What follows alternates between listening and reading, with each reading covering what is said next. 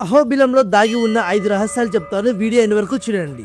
చివరిది వింటే మీరే ఆశ్చర్యపోతారు. మొదటిది రక్తకుండం.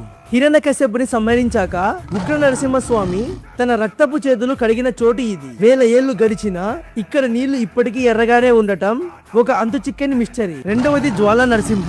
ఆశ్చర్యకరమైన విషయం ఏమిటంటే ఇక్కడి కొండల్లో ఇప్పటికీ ఒక రకమైన వేడి పుడుతూనే ఉంటుంది. స్వామివారి క్రోధాగ్ని ఆ కొండల్లో ఇంకా సెగలు పుట్టిస్తుందని భక్తుల ప్రగాఢ నమ్మకం. మూడవది ఉగ్రస్తంభం. ఆకాశాన్ని తాకే ఈ కొండ అంచున ఉన్న స్తంభం నుండే నరసింహుడు ఉద్భవించారు. ఆ నిలువు చీలిక, ఆ పదునైన ఆకారం ఇప్పటికీ ఒక అంతు చిక్కని రహస్యం. నాలుగవది పావన నరసింహం.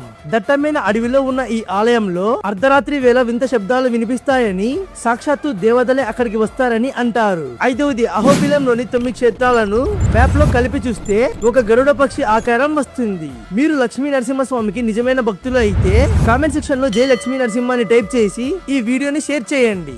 అలానే ఇలాంటి ఇంట్రెస్టింగ్ వీడియోస్ కోసం మన పేజ్ ని ఫాలో చేయండి.